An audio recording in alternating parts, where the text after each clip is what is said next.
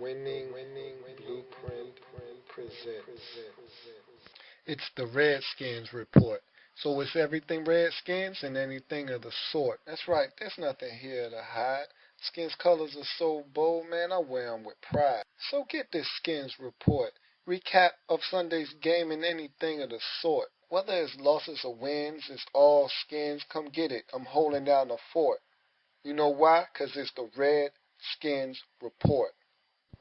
Man, can't nobody tell me that, man. I've been watching Redskins football since I was 3.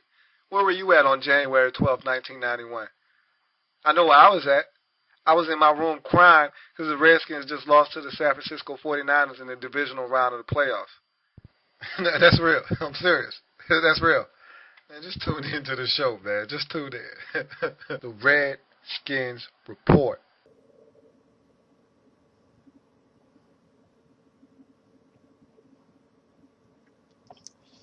All right, so you see the black and you see the gold. It means we took one on the chin, but we didn't just take one on the chin. We got punched in the mouth repeatedly, and we got knocked out. We got knocked down, and then we got knocked out, and we did not get up. And that's one of the most sickening. That's one of the most sickening feelings as a fan, is when you feel like you get knocked down but you don't get up. There's no more fight left in your football team. And I felt that way yesterday. I felt like there was no fight left in the Washington Redskins in the fourth quarter late in that football game. I feel like the Steelers just took the will to win out of us. And in the last 4 seasons, maybe 2 of the most ugliest, and we've had some bad losses. Let's not, kid ourselves and say that, these 2 losses to the Steelers in the last 4 seasons were the worst, because they weren't. We've had some really bad losses. Some ones that you look at and you say, that one hurt. But I tell you, probably the two most debilitating from a pride standpoint, from just feeling like somebody just uppercutted you in your stomach. It's just gut-wrenching. Were these 2 Steelers losses where you just feel like you just got manhandled. I felt like I'd been smacked around in my own house. I felt like someone came into my house, and we weren't even a home team. I just felt like someone came into my house, and I let them in. They knocked on the door. I opened the door. I didn't even invite them in. They just smacked me in my face, walked in my house, took some food out of my fridge, took my favorite pair of shoes, and as they're chewing on, some of my favorite snack, as they're walking out the door, they smack me again and walk out. That's how I felt. I felt like I just got smacked around in my own house. And although we weren't the home team, we were just utterly disrespected by the Steelers. They just really disrespected us in this football game.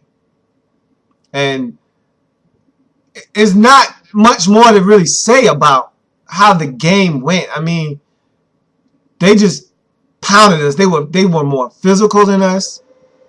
They smacked us around in the run game. The one thing I didn't think I had to worry about coming into this game was the Steelers running game. I said, I don't have to worry about Jonathan Dwyer. He's not a problem for me. Neither is, Byron Batch or Chris Rainey, whoever you want to put out there. I don't care. We stopped the run. Well, they smacked us around in the run game. Our receivers were shell-shocked. They were getting smacked around in the passing game, and they were dropping balls left and right because they were scared they were about to get hit. Yeah, and the weather had a little bit to do with it. The Steelers played in that same weather, and they didn't have any issues catching the football. So I don't want to hear it. Catch the football. But we were soft, and we dropped the football, and we let them draw the ball loose from us. And look, hats off to the Steelers. I tip my cap to you. You came out and you dominated us. And that was ugly. That was an ugly loss, and that's one of those ones where in a season where I felt like there was never, ever going to be a chance that I would feel hopeless and defenseless in a ball game in which Robert Griffin III was playing. Because the only time this season I felt hopeless, felt defenseless, felt like there was nothing we could do to really have the outcome come out in our favor was when we had Robert Griffin III on the side against the Falcons. I never for 1 second thought we were going to win that game once he got injured. But every single second that he's been on the field this season, there was always hope. Hey, just get a stop. We can get back in this ball game. Didn't matter how much we were down by. Didn't matter the circumstances. With Robert Griffin III on the field, we got a shot. Didn't feel that way in Pittsburgh. Probably after the third quarter, didn't feel that way. Didn't feel like we still had a shot. And I was still trying to rally the troops together and put together a last-ditch effort to make this thing closer than what it really was. But it didn't matter. You know, our guys had quit a long time ago. Man, the Steelers took the will to win, the will to fight out of us somewhere in the third quarter. That left our bodies. And we were just there trying to get through the rest of this game and get back on the plane and get to Washington. So that was a very disappointing game. That was debilitating. And I'm just tired of losing to the Steelers like that. We haven't beat them in 20 years. And I'm tired of them doing this to us right in the middle of the season. This is the second time that we played the Steelers, right around week 7, week 8, week 9, and had them just utterly destroy us. And if you thought that maybe we were coming, just maybe we were that close to putting some things together. If you had any question as to if we were a good football team or not, hopefully that dispelled that notion. I already knew we weren't a good team yet. We still got some things we have to iron out, but man, did that hurt. Let's get into the game, though. First quarter, you know how I feel about opening kickoffs. We kicked the ball off. I was pleased with that. Anytime you can get the ball first after the half, you do yourself some justice. And so we kicked off to the Steelers, and they got the ball first. And look, you know how I always talk about it's hard for you to set the tone early in the football game? I don't care if you score first. Go score first if you like. I want the ball after halftime. Well, the Steelers scoring on their first possession the way they did, that took a lot out of us early on. I mean, they ran the football. They converted on third downs. They made it look rather easy on that first possession. And even though we got them the fourth and goal, from the 1 yard line, it never felt like we were going to get a stop on that possession. I was very disappointed with OMG again, and I told you, I like smart football. I love guys who think. When you don't think, bad things happen. And I thought, again, OMG, for those of you who don't know, one-man gang, for those of you who don't know his nickname, Lorenzo Alexander, the outside linebacker for the Washington Redskins, on the third down play, played it beautifully. We stopped the run up the middle, and we've got Jonathan Dwyer bottled up. He's not going anywhere on third down. Chris Rainey, whoever it was, I don't remember which back it was, we had him swallowed up on third down. And we had him swallowed up for probably a yard loss back to the 2 yard line. Here comes, OMG off the corner, unblocked again. Instead of him pulling the running back backwards, he goes diving into the pile like a maniac, thrusting him forward back to the 1 yard line, closer to the half-inch line. And I think that was all the difference from Mike Tomlin going for it or kicking the field goal. If they're at the 2 yard line, and it's a 2-point conversion essentially, Mike Tomlin might say, you know what, let's go kick the field goal. Because at the 2 yard line, the threat of the run isn't as great as it is from the half-inch yard line or the yard line. Now you really probably got to pass. The NFL is turning into a passing league on 3rd and 2, 3rd and 3. Teams are turning to the air most of the time to pick up 2 or 3 yards. But instead, he goes ravaging into the pile like a maniac, knocking the running back forward and getting them an extra yard, maybe a yard and a half. So instead of them having to go from the 2 yard line or the 2.5 yard line, or hell, the 1.5 yard line, they go from the 1 or the half-yard line. And I think that made Mike Tomlin's decision to go for it that much easier. And he might have made up in his mind the decision to go for it already. Who knows? But that didn't make it that much harder of a decision, I tell you that much. It made it a lot easier to say, hey, go for it. Worst case scenario, they get the ball and their quarterback is standing in the end zone when he snaps the football. And they pick it up, Leonard Pope in the flat, touchdown. Okay, great job. Great drive by the Steelers. They go up 7-0. I'm not fazed by that, though. Because I knew coming into the ball game, this is going to be a shootout. They're going to score a lot of points because my defense isn't very good. But the trick to a shootout is that both teams are supposed to show up and score points. If you just have one team show up and score, then it's not a shootout. Then it's just a beating, a sound thrashing is what it is. So I said we're going to score points. So them scoring and us having to come back and respond to them scoring was not a surprise to me.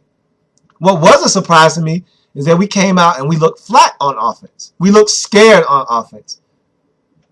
You know, we didn't run the football well in this game. We had a couple of runs that were nice, but for the most part, we let the Steelers play on our side of the line of scrimmage, let them dictate to us who was going to be physical in this football game. We weren't the bullies that we normally are on the ground. We're number one, or at least we were coming into this game, on the ground for a reason. Because we move people out of the way, we run over guys, and the first one to the ball doesn't make the play because we're physical. Well, we weren't the more physical team in this game. And we didn't convert on third downs, and we had opportunities in this game, and we didn't take advantage of them. And the most disappointing part was we got 9 yards on first down. After getting 9 yards on first down, you shouldn't have to punt on those series of plays. Now, if you have to punt on the next series of downs after picking up a first down, fine. But after getting 9 yards on first down, you shouldn't have to punt. And that hurts. So we end up having to punt the football. And the Steelers get the ball back, and this is when I knew we were going to be in trouble.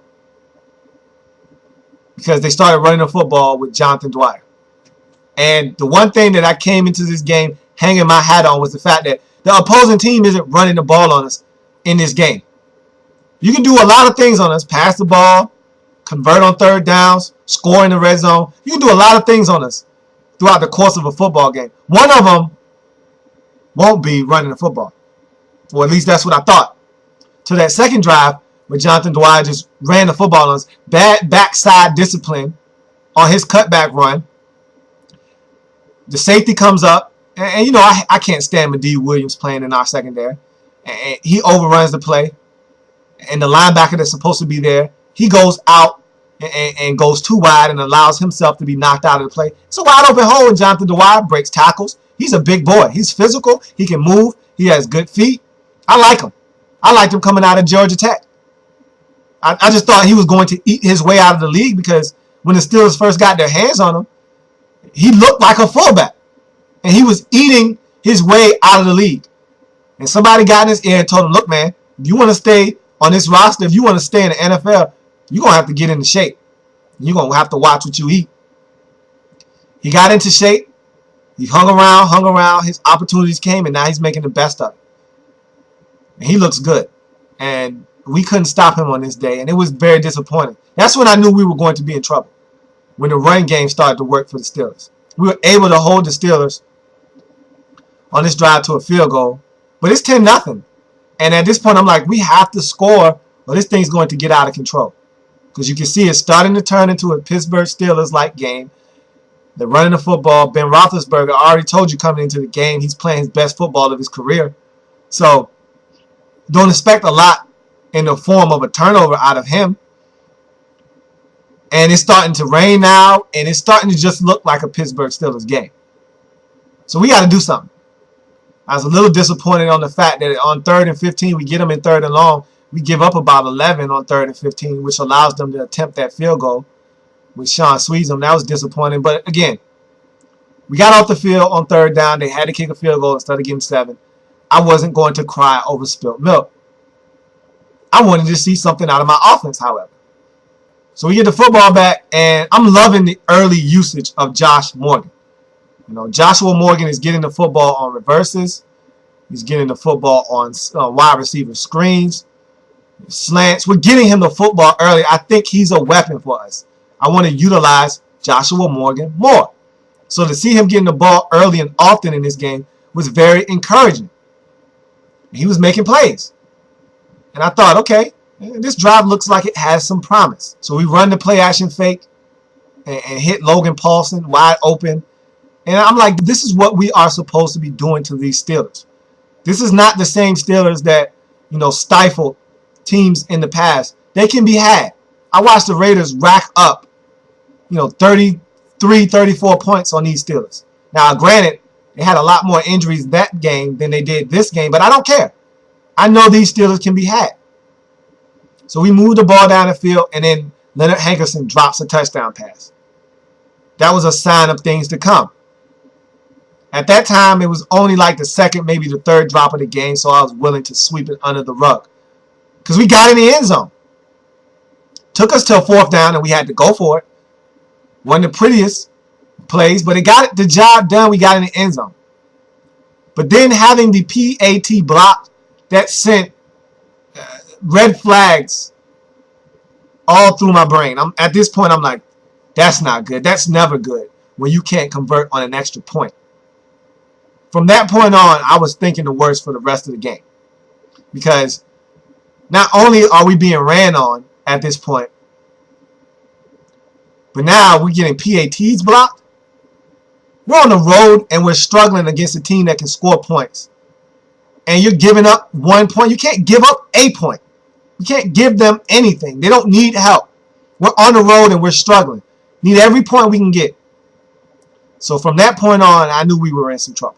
So just as we feel like we're getting back in the game, I feel good though.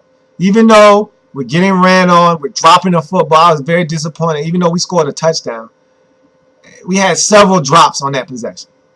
And that was starting to perturb me. Des Briscoe, he doesn't see the field that often. When he does, you need to catch the football. And as I always say, come on, Des. Come on. And you drop the football. Leonard Hankerson dropped the football. We had some critical third down conversions. One to Morgan, one to Santana Moss on that possession that got us a chance to get in the end zone. So I was encouraged by our ability to extend possessions by picking up third downs, but we needed to be more efficient. And we weren't. Then we had the PAT block. So instead of it being a one-possession game in terms of a field goal tying the game up, you need a touchdown just to get ahead. Now, field goal won't tie the football game up now. So that's disappointing. Because this is going to turn into an ugly football game. It's what it looks like because of the rain and the weather and the footing and all that. You need to be able to kick field goals and stay within arm's reach. So that was disappointing. But we're in the game nonetheless. We got a touchdown. It's 10-6. We're right in the ball game now. Maybe a stop defensively, maybe a turnover. Hey, we could be ahead. No. No. No. Then Roethlisberger and the Steelers get back on offense. And we had no pressure from which to speak of in this game. It is very disappointing to see Ben Roethlisberger drop back play after play after play after play after play and not see a Redskins jersey within 3-4 yards of him. I mean, he had a clean pocket for the majority of the day. I mean, we really didn't get to him at all. Disappointing. And he was picking us apart. He was shredding us. And whether it was zone, man-to-man, we can't cover them man-to-man. And we knew that. That's why we wanted to play zone. But when you're not getting pressure, zone gets picked apart. So that's what happened. And they just leisurely went down the field and scored another touchdown. And that was really a backbreaker in many regards because you scratch and you claw to get within, one score of these guys. And we had to do so much just to get that one touchdown. I mean, the Steelers, their 2 touchdowns were effortless. I mean, they went down the field and they scored touchdowns. And they had that one drive, the first one, where they had to go for it on 4th down, but that was an easy drive. That was relatively easy for them. You know, their second drive, the one that they just scored, easy, relatively easy touchdown drive. I mean, no resistance whatsoever from this Redskins defense. And again, you knew that coming into the game, that was a distinct possibility. We weren't going to be able to stop them on the offensive end. But I also asked for us to make them work for whatever they got. No big plays. And while these plays weren't 60 and 40 and 50 yards, they were still chunks. I mean, they were getting 15 and 17 and 19 and 18 and 21. They were getting chunks. And so they weren't working hard for their touchdowns. And so as hard as we had to work for that 6 points, they went and got 7. And went and took that 17-6 lead, and again, that hurt. That was a back-breaking touchdown that we gave up, because any momentum that we were trying to build in the football game, it was diminished or lost altogether by giving up that touchdown to the Steelers. So we get the football back after, the Steelers taking that 17-6 lead, and we dropped 3 straight passes. 3 straight passes. Incomplete. Get the ball right back to the Steelers. I mean, these are things you can't do. And to compound it and make matters worse, we exacerbate the problem by kicking the ball out of bounds. Zav Walker kicks a terrible kick out of bounds. Gives the Steelers the ball essentially at midfield. I mean, you can't do these type of things on the road. Drop passes. Shank punts. Penalties. We were shooting ourselves in the foot. We already came in at a disadvantage because the Steelers are at home. Their offense is clicking. And we're not getting it done. So we're already at a disadvantage, and you want to help them out even more by shanking a punt? So the Steelers hand the ball off to Jonathan Dwyer again. He busts off another run. And at this point now, I'm just asking. I've gotten past the point of, all right, we're going to have a hard time stopping him. Can we stop him? I'm questioning, can we stop him today now? Because now it's getting out of control. And his run leads to another Steelers field goal. So now we go to halftime with a 20-6 deficit. And at this point now, it's only one thing that can save us. Getting the ball after halftime. And that's why I want the ball after half. Because you don't know what's going to transpire in the first half. So we get the ball after halftime. And I want a touchdown. A field goal won't help us in this situation, because the Steelers are scoring touchdowns. They've already got 20 points.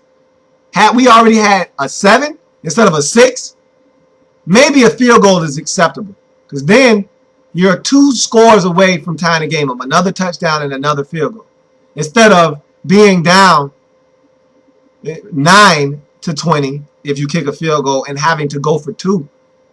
Because at this point now, you just want to be able to score 2 touchdowns and tie the football game. So I want a touchdown now. Field goal won't help me because the Steelers are scoring points. We really haven't stopped the Steelers to this point. I think they may have punted once to this point in the game. They've had 5 possessions, scored 4 times, 2 field goals, 2 touchdowns, and we forced 1 punt.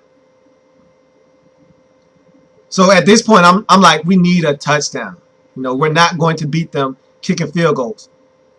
That ship has sailed. It's come and it's gone. That train has left the station in terms of kicking field goals and trying to win this football game. The minute we started giving up touchdowns to these Steelers was the minute that us kicking field goals was going to make a difference in this football game. So I want 7. I want 7 on this possession. So we start the third quarter off with a nice mix of run and pass. I thought it was an excellent drive to come out, start the third quarter.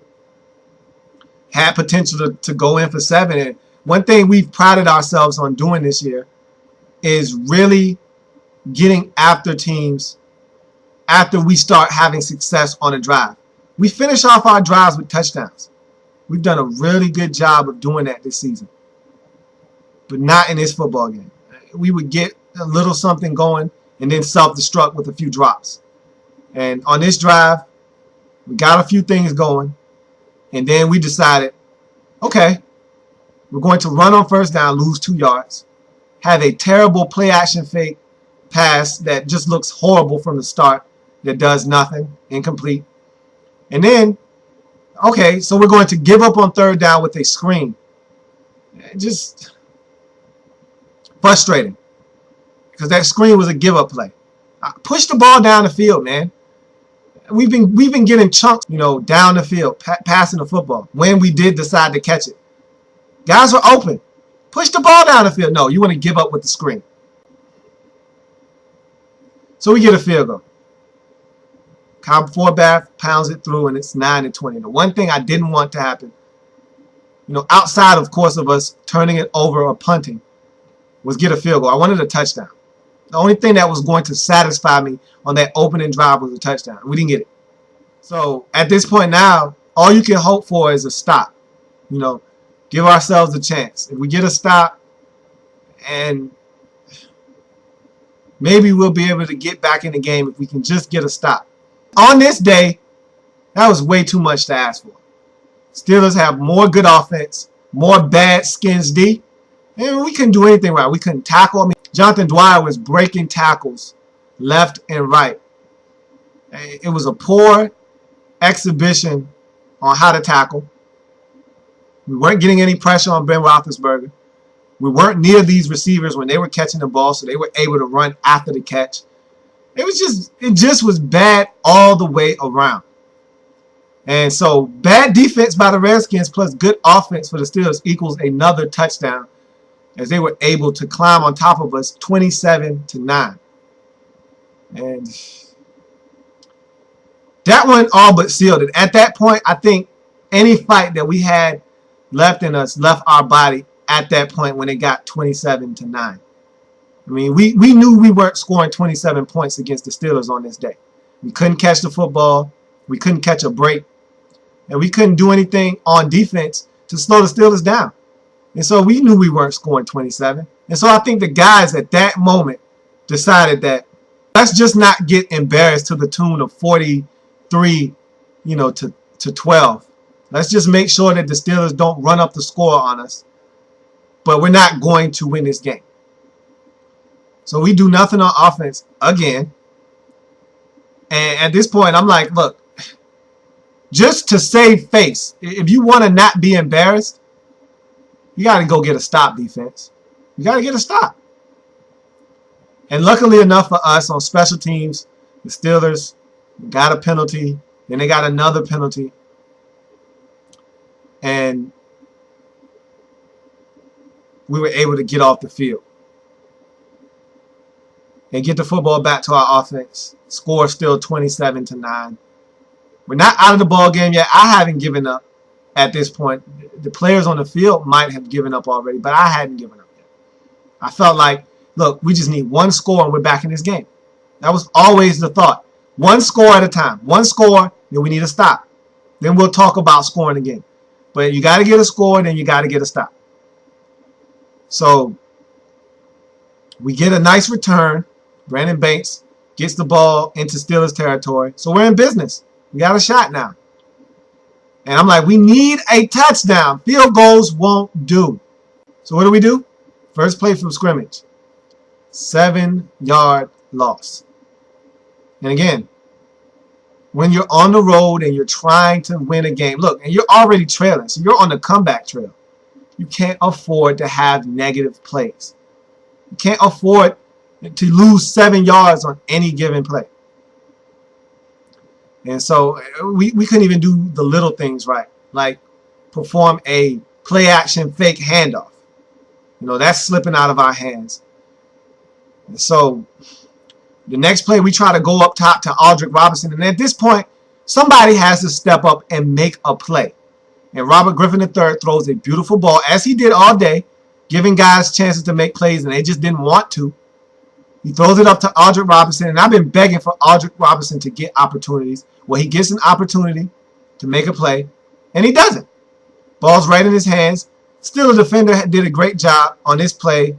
Happened to be Keenan Lewis. Did a great job getting his hands in there, but he should have caught the football. Catch the football. I mean, you got to make plays. If you want to win games on the road, and we're on a comeback trail at this point, so the margin for error is all but non-existent. There's no margin for error. You want to win the game, you want to try to attempt to come back, Catch the football. Make a play for your quarterback. Didn't happen. And so we had to settle for another field goal. And that's just the way the day went for us on Sunday. We didn't make plays. We didn't help out our quarterback. He was doing all he could to try to put us in a position to at least make this thing respectable and make the Steelers sweat a bit. Because that's all I really wanted to do at this point, was make the Steelers earn a victory. Make them feel like, man, we had to work hard against this Redskins team today. Not have guys on the sidelines laughing it up and enjoying themselves, because the game is well in hand. I wanted them to feel like, all right, we got to get a stop here. I wanted them to feel tight. I wanted them to feel the pressure. At no point in this game was that the case, because we didn't apply any pressure to them. You know, the only pressure being applied in this game was the Steelers to our offense. And we did not perform well under that pressure. So Kai Forbath comes onto the field and kicks another field goal. And if not for Kai Forbath, this game is even worse than what it was. He was the only Redskin player that showed up and was ready to perform and deliver and try to get us a victory. Everyone else showed up, maybe mentally, but physically, no. And everybody checked out mentally in this football game relatively early, right around midway through the third quarter when the Steelers went up 27-9. So this was just a tough one to swallow. It was a hard game to watch. And to make matters worse, we get the field goal, and I'm begging for a stop. Because I just want, at this point, we get a field goal. It's a two-score game now. It's a 15-point lead. And so I'm feeling like we have a shot.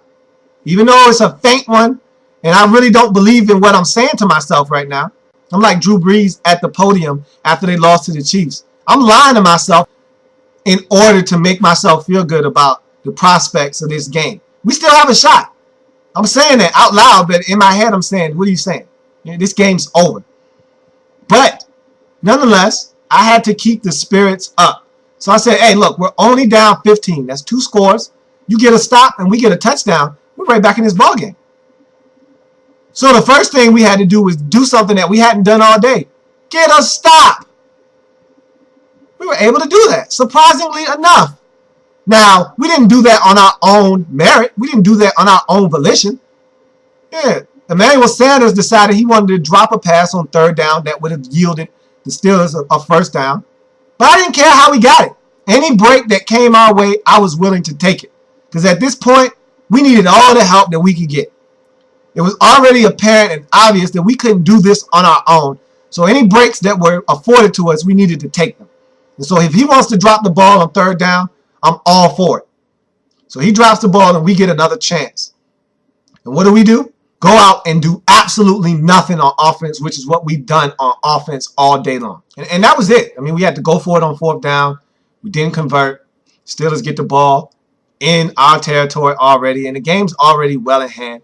And to add insult to injury, and exacerbate the problem and make it that much worse, D'Angelo Hall starts spouting off at the mouth and acting like an ass, as only he can, embarrassing us even further. We've already embarrassed ourselves enough with our play on the field. Now you want to act like an idiot and get thrown out of the game. And I wanted him to get tossed from the game. He didn't need to stick around. He was frustrated to the point where he didn't want to be around anymore. He wanted to get tossed.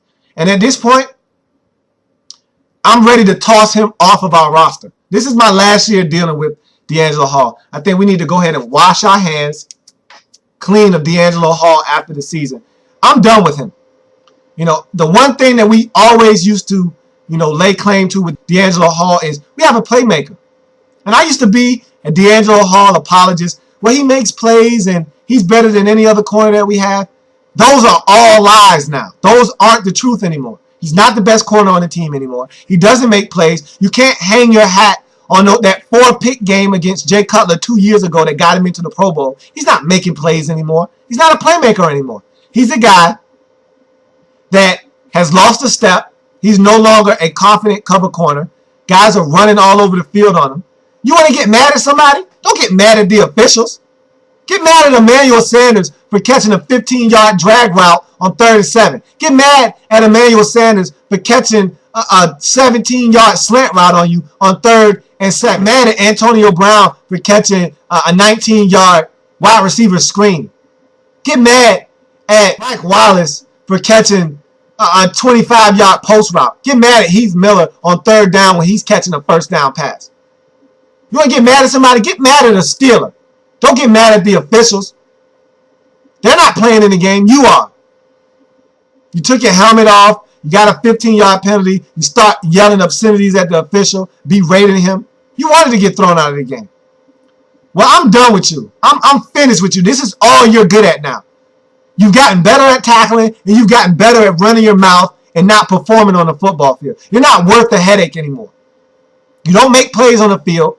You're getting paid way too much money for the little to no production that we're getting from you on the field. And you're running your mouth, picking up 15-yard penalties left and right. Every week, I find myself screaming at the TV, trying to back you away from the officials or another player on an opposing team after we're trying to get off the field on a third down stop, and you want to run your mouth, risking a 15-yard penalty and giving the team a first down after we worked so hard to get off the field on third down. I'm sick of it. And I'm done with you, and you're done. At the end of this season, we need to cut our losses with you. I don't care if we owe you $15 million. It's going to be a cap hit. Get rid of D'Angelo Hall and get some other players in here in the secondary that can help us. Because right now, he's past his prime, and now he's not only costing us in the scheme of things on the field, he's costing us mentally with his blunders and his outbursts, costing us 15 yards and penalties. And on this play, it was 30 yards. He got 2 personal foul penalties, 2 unsportsmanlike penalties. Get him off the team. Get him off the field. Get him off the team. And so we further embarrassed ourselves on the field after that lackluster performance we put forth on the field.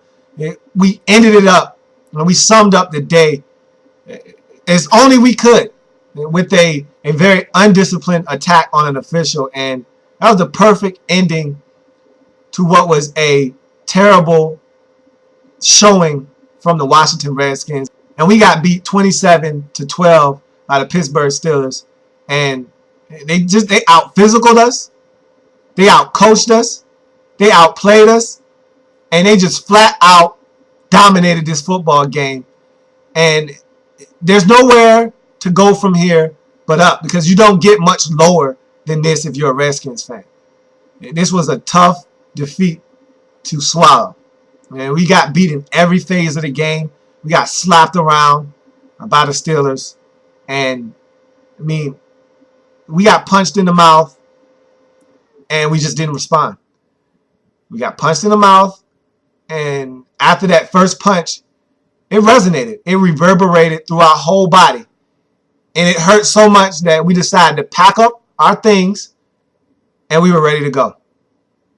We threw in the towel. We didn't want anymore. No mas. No mas is what we were screaming.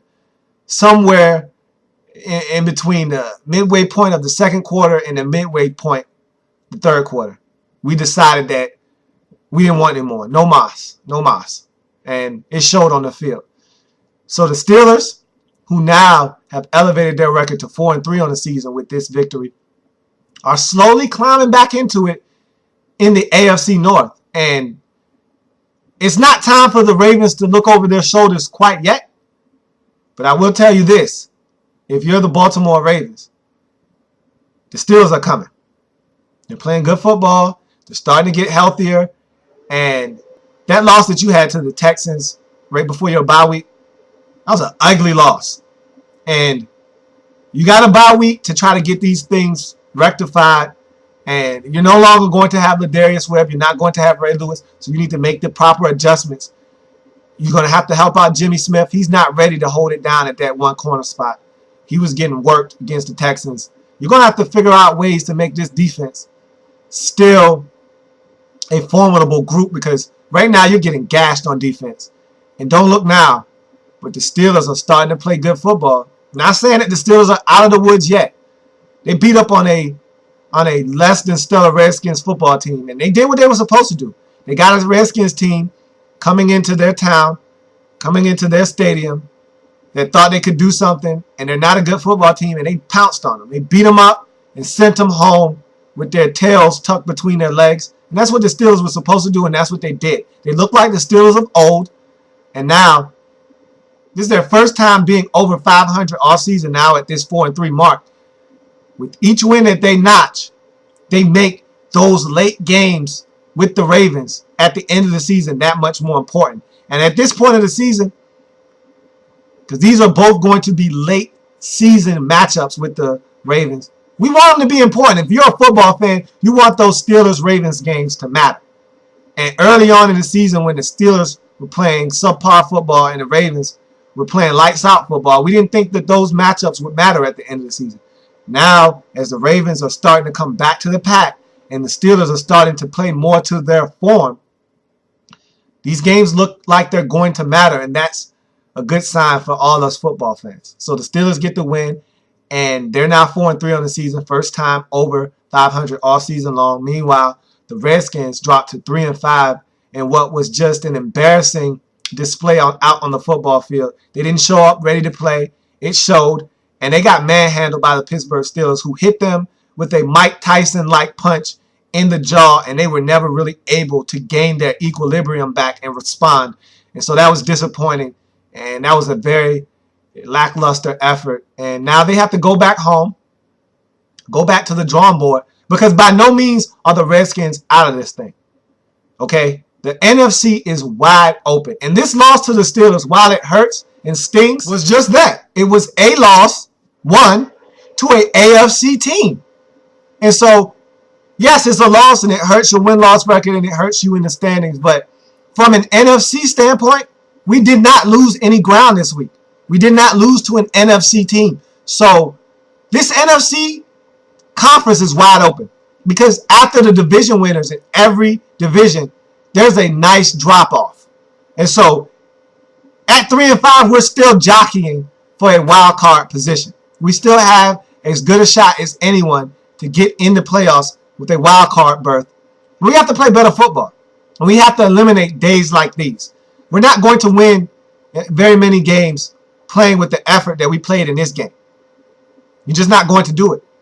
And we have a struggling 1-6 Carolina Panthers ball club who continues to lose close ball games. We need to make sure that that continues. We need to make sure that they continue losing and are still looking for answers after they leave FedEx Field next week. They come in at 1-6. We're coming into this game at 3-5. We need to find a way to get it done. Go back to the drawing board, figure out what we did wrong in this game, make some adjustments, and come out and play some good football. It's been a tough 2 weeks on the road. At the Giants, at the Steelers. You lose a heartbreaker to the Giants on the road. You come back, you get slapped around and a sound beating at the hands of the Steelers. And now you go back home with your pride and ego in shambles. You got to pick it up. Prepare for the Panthers, because if we lose this game to the Panthers and go to 3-6 on the season and allow a 1-6 team who's dropped 5 straight to come in and win this football game, then I'm writing our season off. And there are no silver linings in this season for the Redskins. You can't go 5-11, 6-10, and think you're going to get a great college player out of the draft this season. That's not the case. We don't have a first, nor do we have a second-round draft pick. And if you don't have that, there's no reason for you to be going 5-11, 6-10 in the season, because there's no reward for that. There's nothing good that can come of you having a terrible record and finishing last in your division. We have to have some pride about ourselves. So 7-9, 8-8, or 9-7 needs to be the goal for this Redskins team. You lose next week, and I assure you, you won't make it to that plateau. Any of them. So that's a big game for the Redskins next week. We got to get it done against the Panthers at home. We got to find a way to go into our bye week with some form of confidence, because it doesn't get any easier for us. We start to get into the meat and potatoes of our schedule after that bye week. And we need to go into our bye week with some confidence, feeling good about ourselves, because we got the Giants, we got the Eagles, we got the Cowboys coming up. And they're coming up fast and furious. And we got to be able to take care of business and give ourselves a chance in this NFC conference. So that's going to do it for this program. I thank you for joining me as the Redskins take a Mike Tyson-like right hand to the chin and drop one to the Pittsburgh Steelers, 27-12. Steelers go to 4-3, their first time over 500 on the season. Meanwhile, the Redskins drop to 3-5 with an ugly defeat at the hands of the Steelers, and they got to go back to the drawing board and try to get a win next week at home against the Carolina Panthers, which is for another episode later on down the week, as we will come back and talk Carolina Panthers on the Redskins Report as we go through the Redskins and the Carolina Panthers matchup and the Redskins Report Panthers preview later on in the week. So be on the lookout for that. Go ahead and take your 48 hours to lament and kind of let this loss soak in. It was an ugly, ugly loss. You know, not a good performance by the Redskins. Our first of the season where we just didn't give ourselves a chance. And so we, take 48 hours to let this one soak in and move on. We took one on the chin. Now we got to pick the pieces back up and go home and try to get a win against a Panthers team that's struggling. And we need to have this one in the worst way. After being 3-3, we've dropped 2 straight. And just like I said about the Rams and all these other teams that are perennial losers, this thing can get out of control quick if you don't put a stop to it. It's just a small cut right now that's bleeding. Put a little peroxide on it, Neosporin, Band-Aid, and you're fine. That's what a win against the Panthers would be. It would be like putting peroxide, Neosporin, and a Band-Aid on a small cut. No damage really done. It'll heal. We'll be fine. You go home and you lose to the Panthers, all of a sudden you're bleeding all over the place. Now we need surgery. A Band-Aid and peroxide won't do. Now you need surgery and you need a cast on your arm. Let's avoid that. Let's not allow this thing to get out of control. And so we'll come back and talk about that later on in the week. But again, this was a tough one to take. But I'm a Redskin fan, etched in burgundy and gold. My Redskin spirit will never die. My Redskin spirit will never fold. And as always, I tell you this all the time. This was an ugly loss. But whether we lose or we win, I'm going to ride with the Skins until the end, as should you. If you're a true Skins fan, you take this one and you move on and know that we got a chance still. We just got to play better football. We got to come back and play better football at home against the Carolina Panthers. And so, as always, I thank you for joining me on this episode. And we just got to come out and play better next week. And we'll talk about that on our Panthers preview later on in the week. So, as always, I thank you for joining me on this Week 9 edition of the Redskins Report as we wrap up the Pittsburgh Steelers debacle as they beat us down 27-12. Steelers go to 4-3 on the season. Redskins drop to 3-5. But it doesn't matter because we can put this behind us and get a big win next week. So, Redskins fans, hail to the Redskins. Have a good one. I'll see you later on in the week. The Redskins Report.